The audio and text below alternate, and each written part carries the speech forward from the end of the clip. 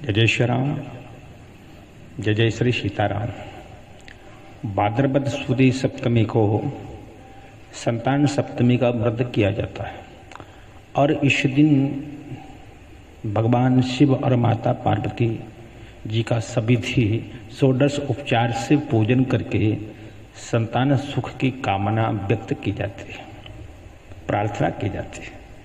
क्योंकि जीवन में संतान सुख है तो सब कुछ है। धिक जीवतम प्रजाहीनम धिक ग्रहम च प्रजापिना।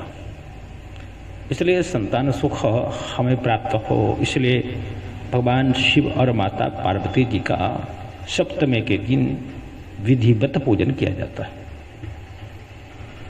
तो एक बार युधिष्ठिर जी ने भगवान से जब पूछा कि संतान सुख के लिए कौन सा व्रत है, तो केशव ने कहा कि आपको मैं कथा सुनाता हूँ। जब हमारी माँ मतलब कि देवकी मैया संतान सुख से दुखी थीं, तब लोमशी पधारे और जब वो आई तो माता पिता ने देवकी वसुदेव जी ने विधिवत उनका पूजन किया। यद्यपि लोमशी को पता था कि कंस ने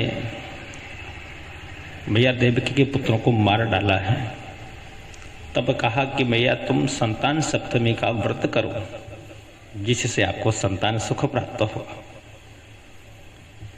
साथ ही कहा कि रानी चंद्रमुखी भी बहुत दुखी रहा करती थी। अयोध्या में राजा नहुस की पत्नी जो चंद्रमुखी थी वो भी बहुत दुखी रहा करती थी। अतः उन्होंने संतान सप्तमी का व्रत किया, फलस्वरूप उन्हें संतान सुख प्राप्त हुआ। तब तो मैया ने कहा कि ये कहानी हमको सुनाओ। लोमशी कहने लगी कि अयोध्या नगरी में महाराज नहुस की रानी का नाम चंद्रमुखी था और उसी ग्राम में विष्णुदत्त नाम के ब्राह्मण रहते थे। उनकी पंडितानी का नाम, ब्राह्मणी का नाम भद्रमुखी था। एक दिन दोनों सरयू स्नान के लिए गई, क्योंकि दोनों में प्रेम था, मित्रता थी। वहां देखा कि अन्य सारी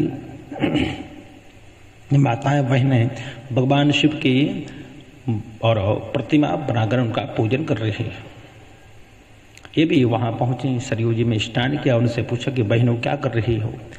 उन्होंने कहा कि संतान सप्तमी का व्रत और इस दिन भगवान शिव की प्रतिमा बना करके पूजन किया जाता है मैया पार्वती के सहित, और डोरे बांधे जाते हैं संतान सुख की कामना के लिए।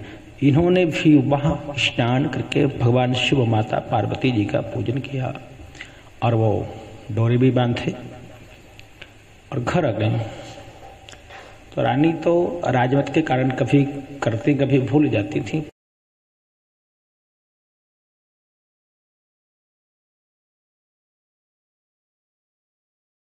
वो ब्राह्मणी ये नित्य मतलब लगातार संतान सप्तमी के व्रत को वो करती रही। समय पाकर के ये जन्म पूरा हुआ, दोनों की मृत्यु हुई और दोनों दूसरे जन्मों में रानी ने बंदरिया की योनि पाई, ब्राह्मणी मुर्गी हुई, और उस जन्म में भी ये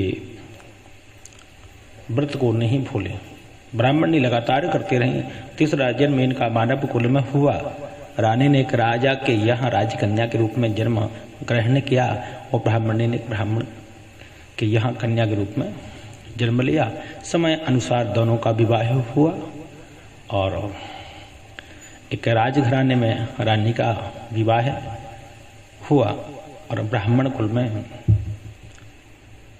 ब्राह्मणी का विवाह हुआ। तो रानी को संतान सुख नहीं हुआ। इनकी प्रीति पहले से चली आई और ब्राह्मणी को 8 पुत्र सुंदर, स्वस्थ, सुशील प्राप्त हुए। रानी को जब ये पता चला तो ब्राह्मणी का निमंत्रण किया, बच्चों को बुलाया, ब्राह्मणी को भोजन करा के भेज दिया, बच्चों को अपने घर रखा, उनको विष के लड्डू खिलाए पर उनको कुछ नहीं हुआ। जब ब्राह्मण ने आई तो पूछा कि क्या कारण है, तुम्हारे पुत्रों को कुछ नहीं हुआ? तो ब्राह्मण ने कहा कि मैं संतान सप्तमी का व्रत करती हूँ। बहन, तुम्हें भी संतान सुख प्राप्त होगा।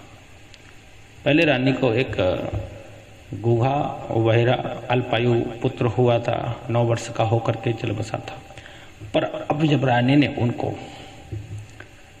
व्रत का विधान बताया, कहा कि पहले 3 जन्म पहले हमने संकल्प किया था, मैं तो करती आई पर तुम कभी करती कभी भूल जाती थी। मुझे लगता है यही दोष आप पर लगा हुआ है, इसलिए आप संतान सप्तमी का व्रत करें। सभी उन्होंने व्रत किया, अतः संतान सुख प्राप्त हुआ। तो इस दिन 7 पुए भगवान को भोग के लिए बनाए जाते हैं। 7 ब्राह्मण को ताम्र पात्र में रखकर विधिवत पूजन करके दान के लिए, और 7 पुए स्वयं के लिए। पहले जब व्रत को प्रारंभ किया जाता है तो धागा बांध लिया जाता है, उसके उपरांत चांदी या सोने के और चूड़ा बनवा कर उनका विधिवत पूजन करके और धूप के ऊपर घुमा करके बांध लिया जाता है, चूड़ों को पहन लिया जाता है। इस प्रकार से भगवान शिव का ये संतति विधान है। ऐसा करने से संतान सुख की प्राप्ति होती है। जय जय श्री राम। हर हर महादेव।